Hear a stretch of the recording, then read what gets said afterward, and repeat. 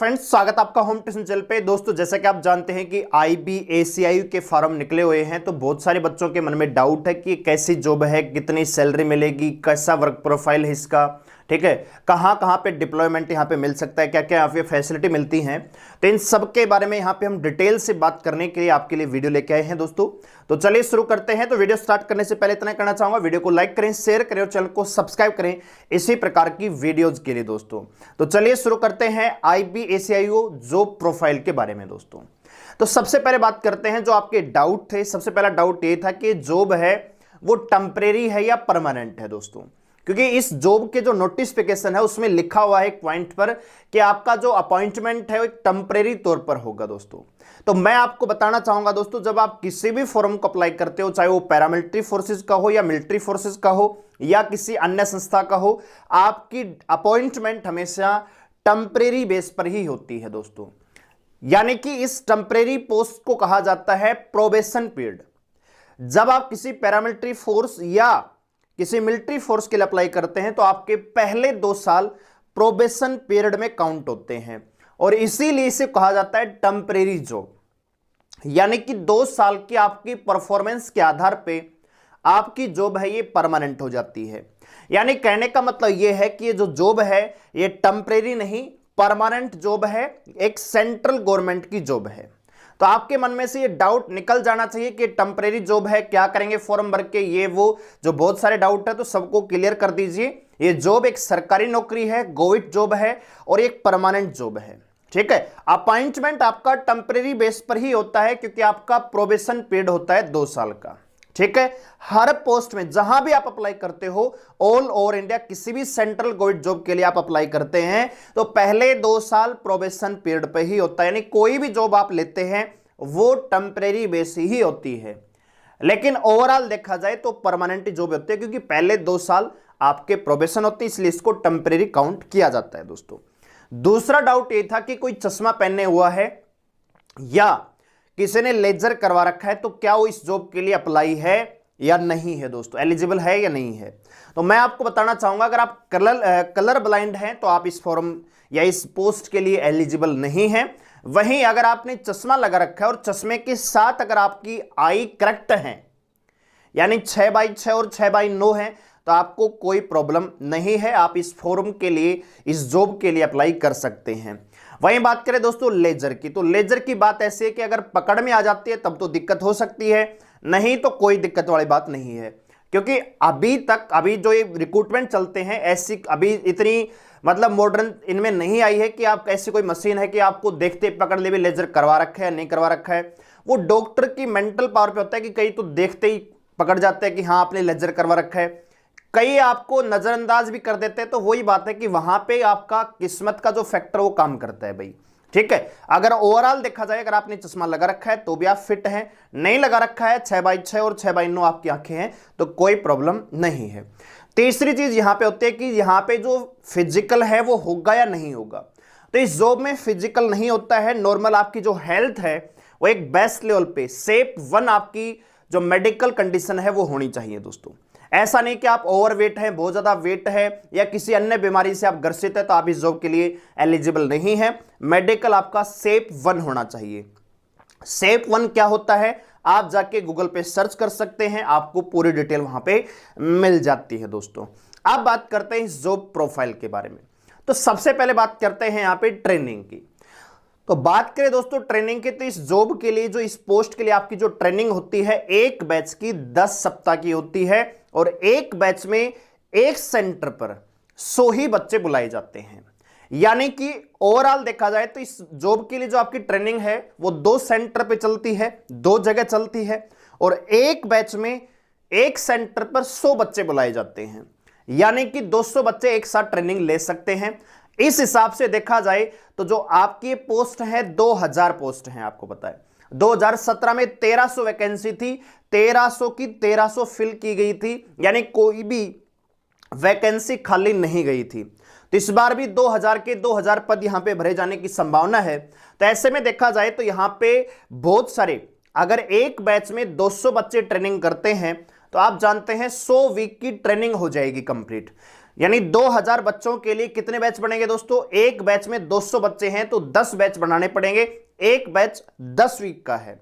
इस हिसाब से देखा जाए तो आपकी जो ट्रेनिंग है इसकी 2021 में मान लीजिए भर्ती प्रक्रिया खत्म हो जाती है और दिसंबर तक आपकी ज्वाइनिंग हो जाती है। दिसंबर 2021 में अगर आपकी ये जो भर्ती का प्रोसेस है फाइनल मेरिट दिसंबर तक आ जाती है दोस्तों, तो आप ये समझ सकते हैं कि एक बच्चा जिसकी ट्रेनिंग आखिरी बैच में होने वाली है उसको ज्वाइनिंग 2023 में मिलने वाली है, यानी पूरे 2 साल के बाद। ठीक है दोस्तों, और यहां पे जो आपकी ज्वाइनिंग है वो फैक्टर आपके प्रभाव डालेगी प्रमोशन पे भी, क्योंकि सीनियरिटी और जूनियरिटी का भी यहां पे खेल होता है दोस्तों। जो पहले ज्वाइन करेगा उसकी प्रमोशन 2 साल पहले होगी, जो 2 साल के बाद ज्वाइन कर रहा है उसकी प्रमोशन 2 साल के बाद होगी, और वो भी वैकेंसीज पर डिपेंड करते हुए। तो यहां पे प्रमोशन का भी फैक्टर रहेगा। तो ट्रेनिंग मैंने बता दिया 10 सप्ताह की होती है, एक बैच में 200 बच्चे बुलाए जा सकते हैं। तो इस हिसाब से आप देख सकते हो कि 2000 बच्चे हैं तो 10 ग्रुप बनेंगे, 10 बैच बनेंगे और 100 वीक का यहां पे टाइम लगता है दोस्तों। ठीक है, तो इस हिसाब से देखा जाए तो ये जरूरी नहीं कि हर बच्चे का नंबर पहले ही बैच में आ जाएगा। ठीक है, तो क्रम दर क्रम कौन से बैच में आपको बुलाया जाएगा उसी प्रकार से आपकी ज्वाइनिंग भी यहां पे दे जाएगी दोस्तों। बात करें दोस्तों यहां पे वर्क प्रोफाइल के ऊपर कि ये जॉब कैसी है। बहुत सारे बच्चों के मन में डाउट है कि क्या जासूसी हमें करनी है या कहीं घूमना है, वायरलेस लेके एयरपोर्ट पे ड्यूटी देनी है, इस प्रकार का बहुत सारे आपके मन में डाउट है। तो देखिए दोस्तों, बात करें वर्क प्रोफाइल की तो आईबी है वो 2 प्रकार से रिक्रूटमेंट करती है। एक CGL combined graduate level exam के थ्रू रिक्रूटमेंट लेती है और एक की ओपन वैकेंसी निकालती है एसीआईयू के तौर पर दोस्तों। तो बात करते हैं एसीआईयू की। तो दोस्तों एसीआईयू जो होता है ये अपने डिपार्टमेंट का सबसे लोएस्ट ऑफिसर होता है। वैसे भी ग्रेड सी की वैकेंसी है लेकिन ग्रेड पे इसका 4600 कर दिया गया है, लेकिन ये सी ग्रेड में काउंट होती है दोस्तों। ठीक है, यानी आईबी डिपार्टमेंट की अगर बात करें, इंटेलिजेंस ब्यूरो की बात करें, तो आपकी जो IB ACIU assistant central intelligence officer है ये सबसे लोएस्ट दर्जे की पोस्ट है दोस्तों। ठीक है, तो अब बात करते हैं वर्क प्रोफाइल की कैसी जॉब है। तो दोस्तों ये डेस्क और फील्ड दोनों ही प्रकार की जॉब है। आमतौर पर आपकी जो पोस्टिंग है वो 2 जगह होती है, या तो हेडक्वार्टर्स में या फिर ऑल ओवर इंडिया दोस्तों। अब अगर आपकी पोस्टिंग मान लीजिए हेडक्वार्टर्स में दिल्ली या जो मुंबई चेन्नई बड़े बड़े जो शहर है जहां पे इनके हेडक्वार्टर्स बने हुए हैं, अगर वहां पे आपकी ये पोस्टिंग होती है तो आपको ऑफिशियल काम करना होगा, डेस्क पे बैठ के टेबल कुर्सी पर आपका काम रहता है दोस्तों। ठीक है, रिक्रूटमेंट प्रोसेस में आपने देखा होगा कंप्यूटर की नॉलेज भी आपको होनी चाहिए, वो इसीलिए है क्योंकि आपका काम है ये एक प्रकार से ऑफिस का ही है। दूसरा, अगर आपकी पोस्टिंग मान लीजिए ऑल ओवर इंडिया में होती है, फील्ड जॉब में होती है, तो आपको फील्ड में भी रहना पड़ेगा दोस्तों। आपने देखा होगा कि जब सेना हमारी कोई ऑपरेशन करती है या कोई आतंकवादी हमला हम पे होता है तो इंटेलिजेंस ब्यूरो है, एनआई है, ठीक है, बहुत सारी इंटेलिजेंस एजेंसी इंडिया में काम करती हैं, तो सबके अपने अपने व्यक्ति होते हैं, गुप्तचर होते हैं जो काम करते हैं दोस्तों। तो गुप्तचर कौन से होते हैं? जो सबसे बहुत विभिन्न प्रकार के होते हैं दोस्तों। ये भी इसमें कई बार बहुत ही हायर लेवल का ऑफिसर भी काम करता है फील्ड में, कई बार लोअर लेवल का ऑफिसर भी काम करता है। तो जब सेना कोई ऑपरेशन करती है, जैसे मान लीजिए म्यांमार स्ट्राइक हमने की थी थोड़े दिन पहले, भारतीय सेना ने की थी, तो म्यांमार स्ट्राइक करने से पहले उनके आतंकवादियों के जो विद्रोही हैं उनके कितने ग्रुप हैं, कहां पे कैंप लगा हुआ है, कितने लोग वहां पे काम करते हैं, क्या उनकी दैनिक दिनचर्या है, इन सब का जो पता है वो हमारे आईबी के गुप्तचर ही करते हैं दोस्तों। ठीक है, वहीं बात करें जैसे पाकिस्तान में हमने सर्जिकल स्ट्राइक की थी थोड़े दिन पहले, तो उसमें भी उस स्ट्राइक करने से पहले पूरा ब्यौरा लेना पड़ता है कि कहां पे लोकेशन है, कहां पे आतंकवादियों के जो संगठन है वो काम कर रहे हैं, कहां पे उनके अड्डे हैं जिनको ध्वस्त करना है। तो इस प्रकार की जो सारी इंफॉर्मेशन है, कौन सा ग्रुप एक्टिव है, कौन से ग्रुप का आतंकवादी था, ठीक है, तो वो सारे काम कौन करते हैं? भारत की खुफिया एजेंसियां करती हैं दोस्तों। ठीक है, तो वही बात करिए यहां पे आपकी जो जॉब है ये 2 प्रकार की है। अगर आपकी हेडक्वार्टर्स में डिप्लॉयमेंट होती है तो आपकी एक प्रकार से ऑफिशियल जॉब हो जाती है, बहुत ही शानदार नौकरी है। लेकिन अगर आपकी वहीं अगर ऑल ओवर इंडिया आपकी यहां पे डिप्लॉयमेंट की जाती है, ऐसे एरिया में मणिपुर, नागालैंड या फिर जम्मू कश्मीर, पाकिस्तान बॉर्डर पे राजस्थान में, इस प्रकार से की जाती है, तो आपकी यहां पे हाई रिस्क जॉब हो जाती है, क्योंकि यहां पे रिस्क फैक्टर भी काम करता है दोस्तों। कई बार यहां पे लोग मारे भी जाते हैं, ठीक है। और दूसरा यहां पे आपको आईडी है वो आपकी अपनी छुपा के रखनी होती है। अपने सगे जो रिश्तेदार हैं, सगे माँ बाप हैं, उनको भी बताने की अनुमति नहीं होती कि आप किस विभाग में काम कर रहे हो।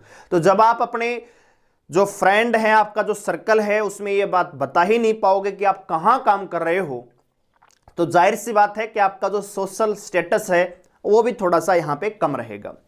लेकिन सोशल स्टेटस कम रहेगा, लेकिन जब लोगों को पता लगेगा कि आप कहां काम कर रहे हैं, तो अपने आप में एक गर्व की बात रहेगी। भारत के लिए काम करने का, भारत सरकार के लिए काम करने का इस शानदार मौका है। एक जबरदस्त नौकरी है दोस्तों।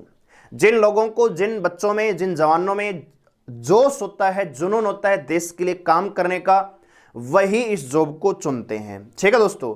तो वर्क प्रोफाइल बात करें तो कलरकिल जॉब है। अगर आपकी हेडक्वार्टर्स में डिप्लॉयमेंट आती है तो 9 से 5 आपकी ड्यूटी यहां पे लगती है। जैसे ऑफिस में आप जाते हैं वैसा ही यहां पे काम होता है। लेकिन अगर आप फील्ड में काम करते हैं, कहीं फील्ड में आपकी ड्यूटी आती है, तो वहां पे आपका काम है वो थोड़ा सा हाई रिस्क हो जाता है दोस्तों, ठीक है। तो वहां पे आपकी ड्यूटी वैसे तो 24x7 होती है, यानी 24 घंटे और 7 दिन आपकी ड्यूटी काउंट होती है। लेकिन यहां पे सप्ताह में एक छुट्टी आपके लिए होती है दोस्तों। वो संडे की होगी या कोई और दिन की होगी, वो खुद आपका डिपार्टमेंट डिसाइड करता है अलग अलग तौर पर दोस्तों, ठीक है। किसी को संडे को छुट्टी मिलती है, किसी को मंडे को, किसी को शनिवार को, इस प्रकार से अलग अलग आपको यहां पे मिलती है दोस्तों। वहीं बात करें कि फैमिली की बात करें कि फैमिली के साथ लाइफ है या नहीं है दोस्तों। तो अगर आपकी डिप्लॉयमेंट मान लीजिए हेडक्वार्टर्स में हो सकती, तो बेशर्ते आप वहां पे अपनी फैमिली को रख सकते हैं, कोई दिक्कत वाली बात नहीं है। लेकिन जब आपकी ड्यूटी मान लीजिए फील्ड में आती है, तो वहां पे फैमिली के साथ रहना काफी मुश्किल हो जाता है, क्योंकि आपकी ड्यूटी कहां होगी ये किसी को भी नहीं पता होगा। और आपसे घर वालों से संपर्क करने, जब आप ड्यूटी पर रहेंगे तो आपके फोन हैं वो भी एक प्रकार से सिक्योरिटी में चले जाते हैं, आप घर वालों से भी बात नहीं कर पाते हैं दोस्तों। तो फील्ड में होते हैं तो फैमिली लाइफ यहां पे नहीं है, वैसे यहां पे फैमिली लाइफ आप जी सकते हो दोस्तों, ठीक है। वहीं बात करें अदर्स फैसिलिटी, तो वही फैसिलिटी होती है जो एक सेंट्रल कर्मचारी को मिलती है। फैमिली भत्ता है, मेडिकल है, ठीक है, यात्रा भत्ता, बहुत सारी जो आपने जैसे पैरामिलिट्री फोर्सेस के एक जवान को जो सुविधाएं मिलती हैं, सारी की सारी सुविधाएं आपको यहां पे मिलेंगी।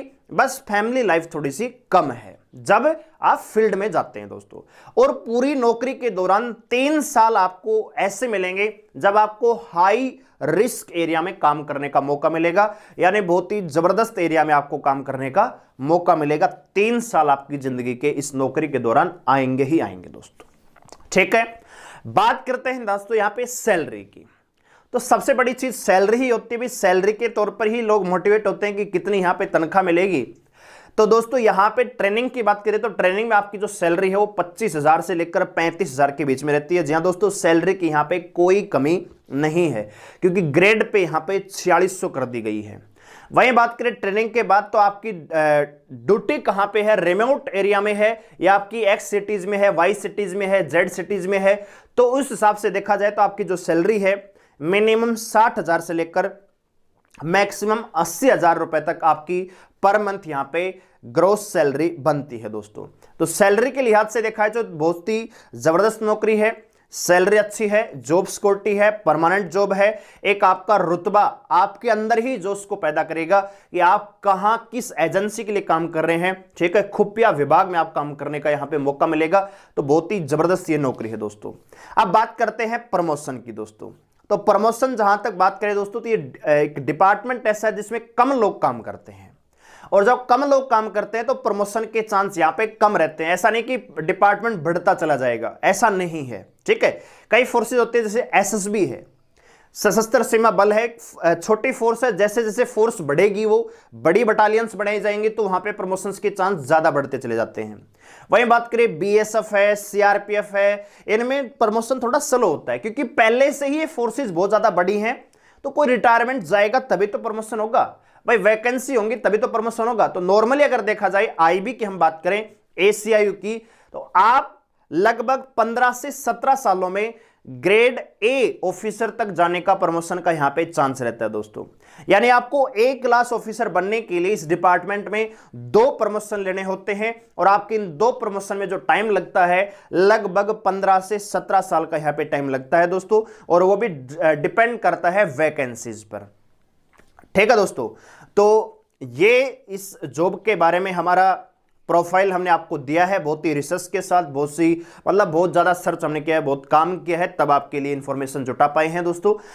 आगे जो अगली हमारी वीडियो आएंगे उसमें हम कट ऑफ भी बताएंगे कि 2017 में क्या कट ऑफ गई थी, इस बार क्या जा सकती है, कैसे आप इस एग्जाम के लिए तैयारी कर सकते हैं, कहां से, पूरी गाइडेंस आपको हम देने वाले हैं दोस्तों। ठीक है, तो उम्मीद है आपको ये वीडियो पसंद आई होगी, और आपको ये जानकारियां हमारी कैसे लगी हमें कमेंट सेक्शन में जरूर बताएं दोस्तों।